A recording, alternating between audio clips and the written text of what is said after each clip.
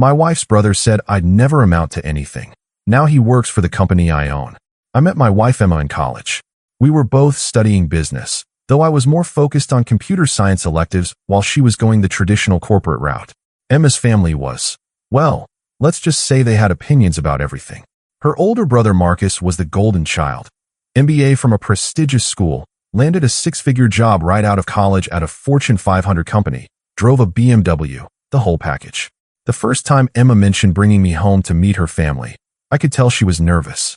We'd been dating for about 8 months, and things were getting serious. She'd warned me that her family was particular about things, but I figured that just meant they cared about her. I had no idea what I was walking into.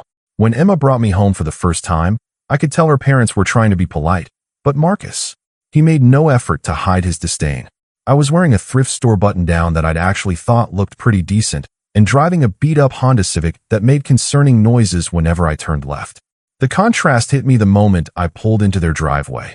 My car looked like it belonged in a junkyard next to Marcus's gleaming BMW and their father's Mercedes. Their house was intimidating in that understated wealthy way. Nothing flashy, but everything expensive. The kind of place where even the doormat probably cost more than my monthly rent. Emma's mom answered the door with a smile that was warm but assessing.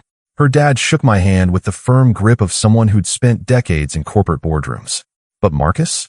He looked me up and down like I was something Emma had dragged in on her shoe. During dinner, he kept making these little comments about my unconventional career plans. I had told them I wanted to start my own tech company someday, which in hindsight probably sounded as delusional to them as it felt saying it out loud. That's cute, he said, cutting into his steak with more force than necessary. The knife scraped against the plate. Everyone thinks they're going to be the next Steve Jobs these days. The market's saturated with wannabe entrepreneurs who think they can build an app in their garage and become millionaires. Emma squeezed my hand under the table, but I could see the embarrassment in her eyes. Her family meant everything to her, and here I was, clearly not measuring up to their standards. The dining room felt massive suddenly, like I was shrinking into my secondhand clothes while Marcus expanded to fill the space with his confidence and expensive cologne. I tried to steer the conversation towards safer topics, school, Emma's internship, the weather, but Marcus kept circling back to my plans. He asked about my savings, my business model, my timeline for profitability. Each question felt like a test I was failing. Have you done market research? He asked, leaning back in his chair like he was conducting a job interview. Competitive analysis? Do you have any idea what the failure rate is for tech startups? I stammered through answers that sounded pathetic even to me. No, I hadn't hired a market research firm. Yes, I knew most startups failed. No, I didn't have a team of investors lined up. Emma's parents exchanged glances. I could practically see them wondering what their daughter saw in this dreamer with his thrift store clothes and unrealistic ambitions. The worst part came later that evening. Emma had gone to help her mom with dishes, and Marcus cornered me on the back patio. The sun was setting behind their perfectly manicured garden, and I remember thinking how everything here looked like it belonged in a magazine. Everything except me. He didn't even pretend to be friendly anymore. Look, I like Emma, so I'm going to be straight with you, he said, leaning against the railing like he owned the place. Which, in a way, he did. This was his world, his family, his territory. You seem like a nice enough guy, but you're living in a fantasy. Tech startups? Do you have any idea how many people try that and fail? 90% of startups fail within the first year. 95% never make it to 5 years. You're going to drag my sister down with your pipe dreams. I tried to defend myself, explaining my business plan, my savings account that had exactly $3,247 in it, the app prototype I'd been working on for months in my spare time. My voice sounded thin and desperate even to my own ears, like a kid trying to convince adults that his lemonade stand was going to make him rich. He just laughed, not a cruel laugh, which somehow made it worse. It was the kind of laugh you'd give a child who insisted they were going to be an astronaut. Indulgent. Pitying. Dude, you're working part-time at best by selling extended warranties to soccer moms.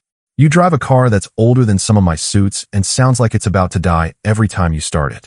Emma deserves someone who can actually provide for her, not someone chasing Silicon Valley fairy tales that are never going to come true. He paused, looking me up and down with genuine pity, and I felt smaller with each word. You'll never amount to anything with this startup nonsense. Get a real job. Something stable. Something that pays actual money instead of promises and equity in a company that doesn't exist. Emma's smart. She's going places, and she needs someone who can keep up with her, not hold her back. I felt about 2 inches tall, standing there in their backyard, surrounded by the life Emma had grown up in. The manicured lawn, the outdoor kitchen that probably cost more than I made in a year, the pool house that was bigger than my apartment. Marcus's words hit like physical blows. Maybe he was right. I had been living paycheck to paycheck, pouring every spare dollar into my app development. Emma and I had been talking about getting engaged, but how could I propose when I couldn't even afford a decent ring? How could I ask her to build a life with someone who might never be able to give her the security she deserved, the kind of life she was used to? The drive home was torture. My Honda made those concerning noises, and each rattle felt like confirmation of everything Marcus had said. I was a joke, a part-time retail worker with delusions of grandeur, trying to date a woman who deserved so much better. That night, lying in my tiny studio apartment, I replayed every word, every dismissive glance, every polite smile from her parents that didn't quite reach their eyes. The way Marcus had said, "You'll never amount to anything," with such casual certainty, like he was stating an obvious fact about the weather. I stared at the ceiling until dawn, wondering if I should break up with Emma to save her from the disappointment I was apparently destined to become. That night changed everything.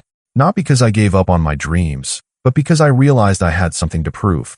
Not to Marcus, exactly, but to myself. And maybe, if I'm being honest, a little bit to Emma's family. Maybe to everyone who'd ever looked at me like I was fooling myself. Emma and I got engaged 6 months later. I proposed with a ring I'd saved up for, working double shifts at Best Buy and eating nothing but ramen and peanut butter sandwiches for 2 months straight. The ring wasn't huge, but it was real, and it was something I'd earned through sweat and sacrifice rather than borrowed money or family help. She said yes without even looking at the ring twice, tears streaming down her face as she threw her arms around me in the parking lot of our favorite diner. For a moment, I thought maybe Marcus had been wrong about everything. Maybe love was enough. Maybe Emma really didn't care about the money or the status symbols. But I'll never forget the look on Marcus's face at our engagement party. Polite congratulations, but his eyes said this won't last. He gave a toast that night about young love and finding your way in the world, and everyone laughed and clinked glasses, but I heard the condescension underneath every word. The subtext was clear. This was a phase Emma would grow out of once reality set in. The next few years were brutal. Absolutely brutal. I kept my day job at Best Buy, got promoted to supervisor, which came with a small raise and a lot more responsibility, and spent every evening and weekend building my company. My dining room table became my office, covered with laptops, notebooks, and empty coffee cups. Our living room became my testing lab, where I'd run prototypes and debug code until my eyes burned. Emma was incredibly supportive, even when it meant our social life consisted of Netflix and homemade pizza. Even when it meant eating leftovers for dinner 3 nights a week and driving my ancient Honda to her corporate Christmas parties while her coworkers stepped out of their leased BMWs and Audis. She never complained. Not once, but I could see the strain sometimes. The way she'd glance at other couples our age buying houses while we were still renting a 1-bedroom apartment with paper-thin walls. I remember one particularly low point, about 2 years into our marriage. We were at Emma's family barbecue, an annual tradition that I'd come to dread, and Marcus had just gotten another promotion. He was holding court by the grill, talking about his new corner office and his upcoming business trip to Tokyo to close some major deal. Everyone was hanging on his every word, asking about his strategies and his insights into market trends. Then he turned to me with that smile I'd come to know so well. "Still working on that app thing?" he asked, loud enough for everyone to hear. Like he was humoring a child playing dress up. "How's that going for you?" The barbecue went quiet. Emma's parents, her aunt and uncle, her cousins, everyone turned to look at me, waiting for an answer. I could feel my face burning. "Yeah," I said, trying to keep my voice steady. "We're about to launch our beta version. We've got some early users testing it now." "That's great, man. Really great." He clapped me on the shoulder a little too hard, the way you might encourage a kid who struck out at Little League. Persistence is admirable, even when it's, well, unrealistic. The conversation moved on, but the damage was done. Emma's dad asked Marcus about his investment portfolio. Apparently, he'd made some smart moves in the stock market. Her mom wanted to hear about the fancy Japanese restaurant he'd discovered on his last business trip. I stood there holding a paper plate of potato salad, watching my wife's family orbit around her successful brother like he was the sun and I was some distant, barely visible star. But something was happening that none of them could see. My app was gaining traction. Slowly at first, a few dozen downloads, then a few hundred. User feedback was positive. People were actually using what I'd built, finding value in it, recommending it to others. I hired my first employee, a brilliant developer named Chris I met at a tech meetup. We couldn't afford much. I paid him partly in equity and partly with the small amount of revenue we were generating, but he believed in the vision enough to take the risk. Late nights became later nights. Emma would fall asleep on the couch next to me while I coded, her laptop still open with her own work spreadsheets. We were both grinding, both building something, both believing in a future that only we could see. Some nights I'd look over at her sleeping form and wonder if Marcus was right. Was I being selfish? Was I asking too much of her? But Emma never wavered. When I had doubts, and I had plenty, she'd remind me why I'd started this journey. When I wanted to give up after a particularly brutal day of rejections or technical setbacks, she'd order pizza and help me brainstorm solutions. She believed in me when I barely believed in myself. The breakthrough came during year 3. A tech blog featured our app in their Hidden Gems section, calling it elegantly simple and surprisingly powerful. Downloads exploded overnight, from hundreds to thousands. Then a small business magazine picked up the story, interviewing me about entrepreneurship and the challenges of bootstrapping a startup. Then another publication, and another. Suddenly, we weren't just surviving, we were growing. I hired a second developer, then a third. We moved out of our apartment's dining room and into a small office space above a coffee shop. It wasn't much, but it was ours, and it was real. Emma was the first to notice the real change in our lives. We could afford nicer dinners without checking our bank account first. I bought her flowers just because Tuesday felt like a good day for flowers. When her birthday came around, I surprised her with a weekend trip to Napa Valley instead of our usual dinner at the local Italian place, where we'd always split an entree to save money. "Things are going well, aren't they?" she said, curled up next to me in our hotel room, looking out at the vineyard that stretched to the horizon. "Yeah," I said, still hardly believing it myself. "I think they really are." For the first time in years, Marcus's voice wasn't echoing in my head, telling me I'd never amount to anything. Maybe, just maybe, I was proving him wrong. 3 years later, and I haven't updated this story because honestly, life got crazy in the best possible way. My company went from 3 employees to 35. We landed some major contracts with mid-sized companies who needed our inventory management solutions. Turns out what started as a simple app had evolved into something much more sophisticated. Then we expanded into enterprise-level clients, the kind of Fortune 500 companies that Marcus used to brag about working with. Last month, we closed our series of funding round for $2.8 million. I still remember the day I signed those documents. Sitting in that glass-walled conference room on the 40th floor of a downtown high-rise, surrounded by venture capitalists in $1,000 suits who were suddenly very interested in my little app thing. I kept thinking about Marcus's voice echoing in my head from all those years ago. "You'll never amount to anything." The lead investor, a woman named Patricia who'd built and sold 2 companies of her own, slid the paperwork across the polished mahogany table. "This is just the beginning," she said with a smile. "You've built something special here." I signed my name with a pen that probably cost more than my first laptop, trying to keep my hand from shaking. Emma squeezed my other hand under the table, and I could see tears in her eyes. We'd done it. We'd actually done it. The money changed everything, but not in the way I'd expected. Sure, we could afford things now. A house, a decent car, dinners at restaurants where the entrees weren't priced like mortgage payments. But more than that, it changed how people looked at me, how they talked to me, how they listened when I spoke. Emma and I bought our first house. Nothing too flashy, but it's ours, and it's beautiful. 3 bedrooms in a good neighborhood, hardwood floors throughout, a real office for me with built-in bookshelves and a view of the backyard, and a garden where Emma can grow the herbs she's always wanted to try. We spent weeks furniture shopping, something that had never been possible before. Emma would run her hands over dining room tables and ask, "Do you like this one?" instead of, "Can we afford this one?" We hosted Thanksgiving this year for the first time, and I'll admit there was a part of me that was nervous about how it would go. This was our house now, our table, our rules. Emma's parents had never been in a space where I was the host before. Marcus showed up in his BMW, same as always, talking about his latest promotion to regional director. But when he walked through our house, his usual confident swagger seemed diminished. I watched him take in the hardwood floors, the granite countertops, the 75-inch TV in the living room that I'd bought without checking my bank account first. His eyes lingered on details, the smart home system, the wine fridge, the artwork on the walls that Emma had picked out from a real gallery instead of Target. "Nice place," he said, and for the first time in all the years I'd known him, he sounded genuinely impressed rather than condescending. "Business must be going well." "It is," I said simply. Emma squeezed my arm and smiled, and I felt something I'd never experienced in this family before: respect. But something was different about Marcus that day. He seemed quieter than usual, less domineering. During dinner, when Emma's dad asked about his work, usually Marcus's favorite topic, he gave shorter answers than I was used to. No grand stories about closing deals or managing international supply chains. No name-dropping of executives or bragging about expense account dinners. Just things are good and keeping busy. I found myself studying him throughout the meal. The golden boy who'd once made me feel like nothing was picking at his food, checking his phone more than usual, contributing less to conversations.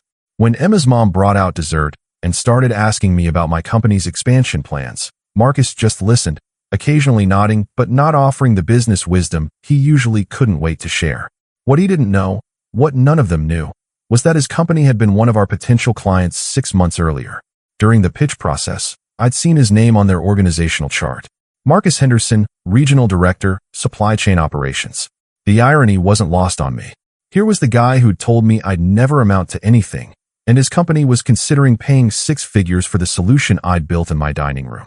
I kept it professional during those meetings with his company's procurement team. When his name came up in discussions about implementation timelines and departmental integration, I didn't mention that I knew him. I didn't even tell Emma about it until after we didn't get the contract. They went with a larger, more established competitor with a longer track record. Honestly, I was almost relieved. It would have felt weird working with his company, knowing he was somewhere in their hierarchy, probably completely unaware that the app thing he'd dismissed years ago was now sophisticated enough to potentially solve his company's operational challenges. The kid he'd lectured about getting a real job was now running a company that his employer had considered hiring. Emma's parents have started asking more detailed questions about my work now. Not the polite but dismissive questions from before, designed to humor me before changing the subject. Real curiosity about market trends, competition, growth strategies. Her dad even asked if I'd look at his retirement portfolio. Apparently someone at his golf club told him I understood technology investments and might have insights about which stocks to buy. Her mom asks about my employees now, wants to know if we're hiring, mentions that her friend's daughter just graduated with a business degree and is looking for opportunities in tech. She started introducing me to people as Emma's husband who built a very successful company, instead of Emma's husband who works with computers. The shift is subtle but unmistakable. I'm no longer the guy who might drag Emma down with unrealistic dreams. I'm the guy who might have good advice to offer. The guy whose opinion might be worth listening to. But Marcus? He's been different at every family gathering since. Less talkative at dinners. More distracted during conversations. I overheard him on the phone with someone during our last visit, talking in hushed tones about market challenges and restructuring initiatives and right-sizing operations. Corporate speak that I recognized from my own clients who were going through rough patches. Emma mentioned later that his company had been doing layoffs, first in manufacturing, then in middle management. The same company that had once considered hiring us was now cutting costs and eliminating positions. I tried to feel sympathetic, I really did. The economy had been tough on a lot of traditional businesses. Supply chain management was being automated, streamlined, made more efficient by companies like mine.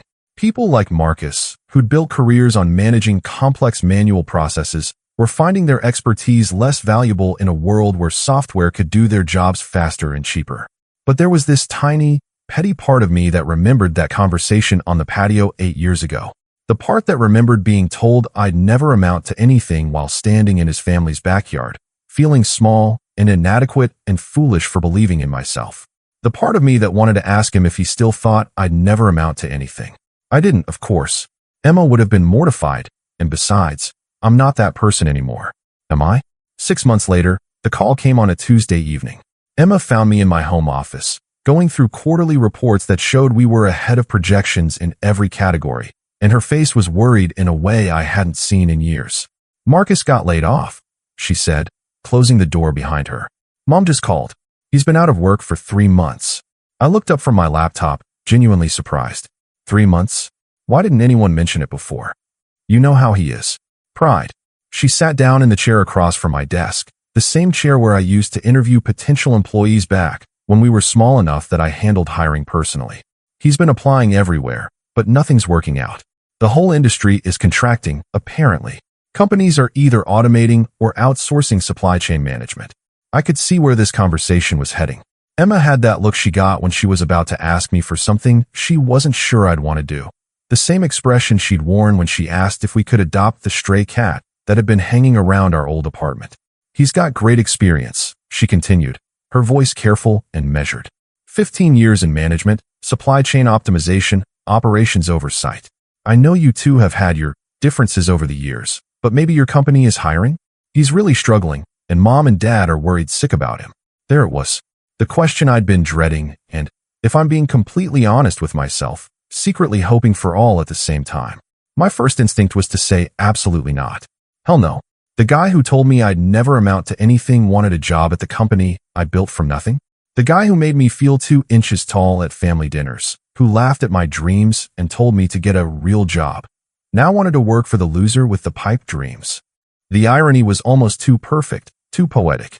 It felt like the universe offering me the ultimate vindication on a silver platter. But then I looked at Emma's face. She was genuinely worried about her brother, dark circles under her eyes that suggested she'd been losing sleep over this. She was asking me, her husband, the man who'd stood by her through everything, the person she'd supported through all those ramen dinner years when nobody else believed in what I was building, for help.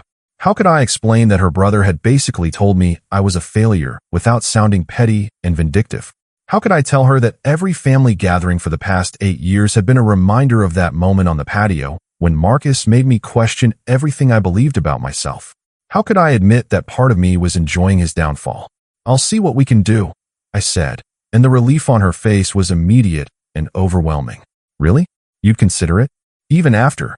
She trailed off, but I knew what she meant. Even after all the condescension. Even after all the dismissive comments. Even after years of being treated like I wasn't good enough for their family. "For you?" "Of course." She came around the desk and hugged me, and I could feel some of the tension leave her body. "Thank you. I know it's complicated, but he's still my brother, you know?" After she left, I sat there staring at my computer screen for a long time. The quarterly reports were still open, showing employee headcount, revenue growth, profit margins that would have seemed impossible during those early days when I was coding at our dining room table. What was I actually considering here? Was this an opportunity to help family, to be the bigger person and show Marcus that success hadn't changed who I was at my core? Or was it revenge dressed up as charity? Did I want to hire Marcus so I could prove a point, so I could watch him swallow his pride and ask the failure for a paycheck? The more I thought about it, the more confused I became about my own motivations. That afternoon, I talked to my HR director, Kelly. She'd been with us for 2 years now, hired when we grew large enough to need professional HR management instead of me handling everything myself. Kelly was sharp, experienced, and had a good sense for both talent and workplace dynamics. We actually did have an opening in business development, mid-level position, good salary, room for growth. The kind of job Marcus would be qualified for, though it would probably be a step down from the regional director position he'd held. He'd be managing client relationships, identifying new opportunities, working with our technical team to customize solutions. Important work, but not the corner office, executive assistant, company car kind of role he was used to. "What's the candidate's background?" Kelly asked, pulling up the job description on her screen. "Extensive supply chain management experience. MBA from Northwestern. Regional director level at his last company for the past 5 years." I paused, knowing I had to disclose the complication. "He's also my brother-in-law." Kelly raised an eyebrow. She'd been around long enough to know that family hires could get messy. Nepotism concerns. Maybe. I honestly don't know. I leaned back in my chair, trying to sort through my feelings. "It's complicated. We have history. Family stuff always is," she said diplomatically. "But if he's qualified and we need someone, does it matter how he heard about the job? Half our best hires come from employee referrals anyway." I spent the rest of the week thinking about it. During our leadership team meeting, discussing expansion into new markets and strategic partnerships, I found myself distracted, thinking about Marcus. About that conversation 8 years ago that had motivated me through countless late nights and moments of doubt. About the man who'd made me feel like my dreams were childish fantasies, who was now unemployed while I was sitting in a conference room discussing 7-figure deals and market disruption strategies. The questions kept circling in my mind. Was I being vindictive by considering hiring him? Or would I be vindictive by not hiring him? Did I want him to work for me, so I could prove that the loser with the pipe dreams had made something of himself after all? So I could watch him report to meetings in the company I built, take directions from people I hired, contribute to the success of the business he'd once dismissed? Or did I want to hire him because turning the other cheek was genuinely the right thing to do? Because Emma's family was my family now, and helping family members in need was what decent people did, regardless of past slights? Honestly, I still don't know my own motivations completely. Maybe it was both. Maybe revenge and charity weren't mutually exclusive. Maybe I could help Marcus and prove a point at the same time. But I told Kelly to reach out if he applied, to put his resume in front of our hiring committee like any other candidate. He applied the next week. His resume was impressive, even I had to admit. 15 years of progressively responsible positions, solid performance reviews from previous employers, references from former colleagues who spoke highly of his analytical skills, leadership abilities, and work ethic. Whatever else I thought about Marcus personally, he wasn't incompetent. He'd built a legitimate career, climbed corporate ladders, managed teams and budgets and complex operational challenges. He'd just been wrong about me.